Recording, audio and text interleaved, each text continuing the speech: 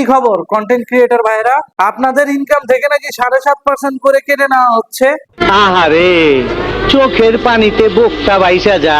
যেখানে বঙ্গবন্ধু কন্যা শুধুমাত্র ফরেন রেমিটেন্স বাংলাদেশে ঢুকাইলে অর্থাৎ বৈদেশিক মুদ্রা ইনকামের উপর 2% ইনসেনটিভ দিত, সেখানে বর্তমান সরকার 7.5% টাকা কেটে নিচ্ছে এবং ব্যাংকগুলো সেভাবেই কাজ করছে। এখন কেমন লাগে আপারা ভাইয়ারা, কেমন লাগে তোমাদের? তোমরাই না 5 তারিখে সবাই কন্টেন্ট ক্রিয়েট করার জন্য নামছিলা, তোমরাই না বিভিন্ন জায়গায় কন্টেন্ট ক্রিয়েট করে করে উস্কানি দিচ্ছিলা শেখ হাসিনাকে চলে যাইতে হবে, এই মুহূর্তে দরকার সেনা শাসনের সরকার, এরকম বইলেও কেউ কেউ কন্টেন্ট ক্রিয়েশন করছো। তা বাবা, তোমাদের সরকার এখন কেমন তোমাদেরকে সার্ভিস দিচ্ছে?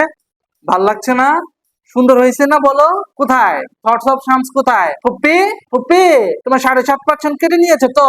কুত্তা কাফি কই? কুত্তা কাফির তো একই অবস্থা, পা চাটতে চাটতে 7.5% চাইতে দিচ্ছে।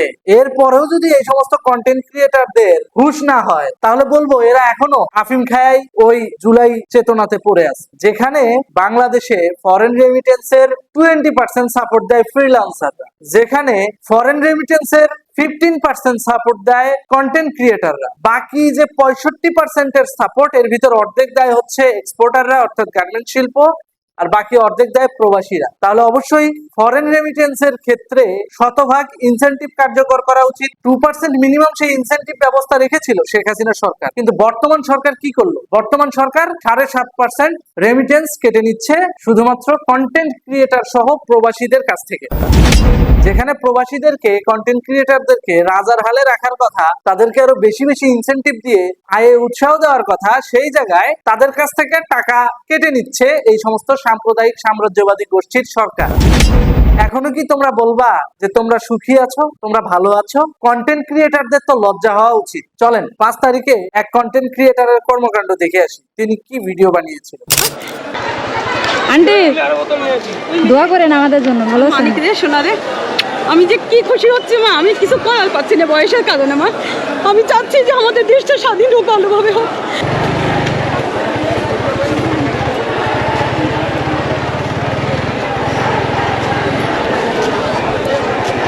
রাষ্ট্রের প্রতিটা মানুষের হৃদয় কাঁদতেছে, শুধু কাঁদতেছে না একদম ফিরাউনের। দেখলেন তো, যখন শেখ হাসিনার সরকার পদত্যাগ করবে অবস্থা আগস্টের 3 তারিখ, সেই 3 তারিখ রাতে কন্টেন্ট ক্রিয়েটার, মেয়েটার নাম বলছি না কারণ সেফটি নিরাপত্তার ইস্যু আছে, রাস্তায় এরকম ঘুরে ঘুরে সেনাবাহিনীর ছবি তুলে বলছে এই মুহূর্তে দরকার সেনাবাহিনীর সরকার, এই মুহূর্তে দরকার সেনাবাহিনী সরকার, এই মুহূর্তে দরকার সেনাবাহিনী সরকার। অথচ আজকে যখন 7.5% ট্যাক্স কেটে নিচ্ছে সরকার, তখন এই কন্টেন্ট ক্রিয়েটারই আবার ব্যাংকে যেয়ে দাবি করতেছে কি সরকার কাটবে না বলিছে, কিন্তু তাহলে কাটলো কেন? তার প্রজ্ঞাপন জারি না করলো, জারি করার আগে কেন আমার টাকা কাটলো?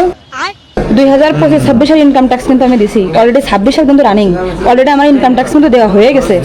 সেইখান থেকে যেখানে গভর্নমেন্ট এই যে আপনার হচ্ছে এই যে যেখানে এটা ছিল 2023 সালে, আগে সরকার প্রণয়ন করেনি, কিন্তু উনি এসে মুখ দিয়ে বলতে বলতে আমার টাকাটা অ্যাকাউন্ট থেকে কেটে নিল।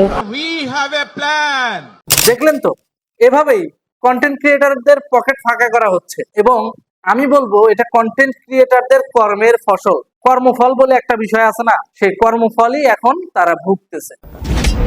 হায় রে কন্টেন্ট ক্রিয়েটার রে, 2-4টা ভিউ, 2-4টা লাইক কমেন্ট শেয়ারের জন্য তোরা জুলাই আগস্টে শেখ হাসিনা সরকারকে উৎখাত করার জন্য এমন কোন কন্টেন্ট নাই তোমরা বানাও নাই। কুত্তা কাফির মতো লোক বুলডোজারে যায় ছবি পর্যন্ত তুলছে যাতে করে মানুষকে উস্কানো যায় খুব সহজে 32 নম্বরের বিরুদ্ধে। আজকে ওদের টাকাই 7.5% কেটে নিয়েছে সরকার ট্যাক্সের নাম করে। তোমরা 2 ধাপে ট্যাক্স দিবা এখন থেকে। এক, প্রত্যেক নভেম্বরে আয়কর রিটার্ন দাখিল করে সেখানে তো একটা ট্যাক্স তোমরা দিবাই। দ্বিতীয় কথা, প্রতি মাসে মাসে তোমরা এখন টাকা ঢুকাবা আর সেখান থেকে একটা পার্সেন্টেজ কর্তন হবে। বুঝছো তোমাদের লাল স্বাধীনতার ফসল? তোমাদের স্বাধীনতা এখন তোমাদের উপর বিস্ফোরা হয়ে দাঁড়াইছে। আমি শোনেন ভাই, কখনো নিরাপত্তাহীনতায় ভুগিনি, আর আমরা এখন প্রত্যেকটা সেকেন্ড নিরাপত্তাহীনতায় ভুগি। লজ্জা করে না? শরম লাগে না? এখন তোমাদের স্বাধীনতা এখন তোমাদের উপর বিস্ফোরা হয়ে দাঁড়াচ্ছে, কারণ আজকের এই পরিস্থিতির জন্য তো তোমরাই দায়ী, তোমাদের অতীত কর্মফলই দায়ী। যাকে সবকিছু বাদ দিয়ে এখন আমি প্রত্যাশা করবো কন্টেন্ট ক্রিয়েটাররা যেন আন্দোলন করে, কারণ 7.5% ট্যাক্স কেটে নেওয়া হচ্ছে এবং এটা তাদের পরিশ্রমের টাকা। আমি নিজে একজন কন্টেন্ট ক্রিয়েটর, আমি জানি একটা কন্টেন্ট ক্রিয়েটরের লাইফস্টাইল আমরা যতটা চাকচিক্য দেখি, ওই লাইফস্টাইলে পৌঁছানো পর্যন্ত তাদের যে পরিমাণে স্ট্রাগল করতে হয় এটা অনেকে ইগনোর করে, দেখে না। কিন্তু আমি ব্যক্তিগতভাবে জানি একটা পেজ ছোট্ট থেকে বড় করা, তুলে ধরা, এটার পেছনে প্রচুর পরিশ্রম আছে। একটা ইউটিউব চ্যানেল 0 সাবস্ক্রাইবার থেকে 1 লাখ সাবস্ক্রাইবারে নিয়ে আসা প্রচুর পরিশ্রমের ব্যাপার। এই জন্য আমি এই কষ্টটা বুঝতে পারি, কিন্তু বুঝতে পেরে লাভ হবে কি? অধিকাংশ কন্টেন্ট ক্রিয়েটররাই তো তাদের মাথা বিক্রি করে দিয়েছে জুলাই সন্ত্রাসীদের পারপাস সার্ভ করার জন্য। তাদের সেই পারপাস সার্ভ করার ফসল হিসেবে এখন সব কন্টেন্ট ক্রিয়েটররা 7.5% করে রেমিটেন্স ভর্তুকি দিচ্ছে, সরকারকে ভর্তুকি দিচ্ছে। সোজা কথা, একে তো রেমিটেন্স আইনে জাতির উদ্ধার করতেছে, এটা তো একটা আছেই, একই সাথে ট্যাক্স দিয়ে সুনাগরিকের পরিচয়টাও দিয়ে দিল এটা। ওইদিকে আবার ঘটছে আরেক ঘটনা, নোয়াখালীতে বিএনপি আবার আওয়ামী লীগের এগেইনস্টে মিছিল করতে যায়, হেভি পেদানি খাইছে, এমন পেদানি খাইছে তারা এক একজন হাসপাতালে। ও ভাই রে ভাই, ও প্যানেল মে আর গুছাইছে, মামুন ভাইয়ে লাচাইছে, অন্য লোকে তো ডাকি বিগত হচ্ছে গো ভাই, ও ভাই রে ভাই। দেখলেন তো, দিন দিন আওয়ামী লীগের জনসমর্থন প্রস্ফুটিত হচ্ছে বাংলাদেশে ব্যাপক আকারে। যারা এখন আওয়ামী লীগের মিছিল ঠেকানোর চেষ্টা করবেন, উল্টো তারাই মবের শিকার হয়ে যাবে। আওয়ামী লীগ সংঘবদ্ধ। এমত অবস্থায় আওয়ামী লীগের কাছে একটা পরামর্শ থাকবে, একা কোথাও যেও না, ঐক্যবদ্ধভাবে যাতায়াত করবা, ঐক্যবদ্ধভাবে চলাফেরা করবা। তোমাদেরকে কেউ মব করতে আসলে উল্টো তোমরা মব করে দিবা, কেউ ছত্রভঙ্গ হবা না। বাংলাদেশে পুলিশের সংখ্যা কিন্তু খুব কম এবং জামাতপন্থী, বিএনপি পন্থী যে পুলিশগুলা, এগুলা মোট জনসংখ্যার 1% কম। সুতরাং তোমরা যদি ঐক্যবদ্ধ হয়ে পেদানি দেওয়া শুরু করো না, ওরা নিজেদের পিঠ এবং চাকরি দুইটা বাঁচাতেই ওরা জনগণের প্রতি সমর্থন দেবে। অতএব যারা আওয়ামী লীগের সাপোর্টার রয়েছে, নিয়মিত ঝটিকা মিছিল করো, তোমাদের প্রতি আহ্বান থাকবে তোমরা কেউ ছত্রভঙ্গ হবা না। আর কন্টেন্ট ক্রিয়েটরদের প্রতি আহ্বান থাকবে, হ্যাডম যদি থাকে আপনাদের লাল স্বাধীনতার ফসল এই যে 7.5% ট্যাক্স কর্তন, কন্টেন্ট ক্রিয়েটরদের কাছ থেকে, প্রবাসীদের কাছ থেকে 7.5% ট্যাক্স কর্তন করার যে নিয়ম, যে আইনটা, এটাকে উইথড্র করতে সরকারকে বাধ্য করেন, জনসচেতনতা তৈরি করেন, যাতে করে আপনাদের লাল স্বাধীনতার এই কুফলটা পুরা সমগ্র রেমিটেন্স যোদ্ধাদের ঘাড়ে যেয়ে না পড়ে। আর যারা বিদেশ থেকে টাকা পাঠাচ্ছেন তাদেরকে বলবো, টাকাটা কয়দিন দেরি করে পাঠান, ব্যাংকিং চ্যানেলে এখন পাঠায়েন না, ব্যাংকিং চ্যানেলের বাইরে টাকা পাঠাতে।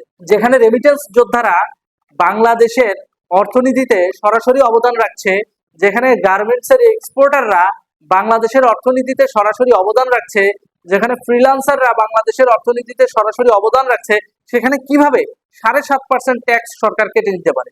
এটা তো সরকারের কোনো এখতিয়ারই নাই। বরং এই যে রেমিটেন্স যোদ্ধারা, বিদেশে বৈদেশিক মুদ্রা আয় করা এই সমস্ত ব্যক্তিরা, তারা রাষ্ট্রকে সহযোগিতা করছে যাতে রাষ্ট্রের বৈদেশিক মুদ্রায় কখনো ঘাটতি না ঘটে।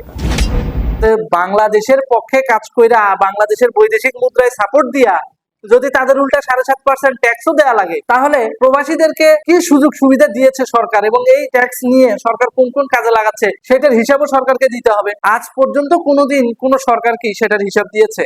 দেয় নাই। তার মানে এটা সম্পূর্ণ ভুয়া, শোষণ। আর এই শোষণের পক্ষে আমি কখনোই চাইবো না সমর্থন দিতে, এবং এজন্যই আমি বলছি ব্যাংকিং চ্যানেলে নয়, হুন্ডিতে টাকা পাঠাবেন। ব্যাংকিং চ্যানেলে কোনো প্রকার রেমিটেন্স পাঠাবেন না। আজকে যদি বৈদেশিক মুদ্রার বিপরীতে সরকারি ইনসেনটিভ দিত, তাহলে আমি আপনাকে বলতাম ব্যাংকিং চ্যানেলে টাকা পাঠান, হুন্ডিতে টাকা পাঠায়েন। যেহেতু সরকার সেটা রাখে নাই, আমি জেনে শুনে তো আমাদের প্রবাসী ভাইদেরকে শোষণের হাতে ঠেলে দিতে পারি না। সেজন্যই পরামর্শ এটাই থাকবে, ব্যাংকিং চ্যানেলে নয়, হুন্ডিতে টাকা পাঠান। যতদিন পর্যন্ত এই জালিম জুলুমবাজ সরকার প্রবাসী সহ রেমিটেন্স আয়কারী ব্যক্তিদের কাছ থেকে এই যে ট্যাক্স তোলার, যে চাঁদাবাজি করার যে একটা প্রক্রিয়া, রাষ্ট্রীয় জুলুম, এটা থেকে সরে না আসবে, ততদিন পর্যন্ত আপনারা হুন্ডিতে টাকা পাঠাবেন। ধন্যবাদ।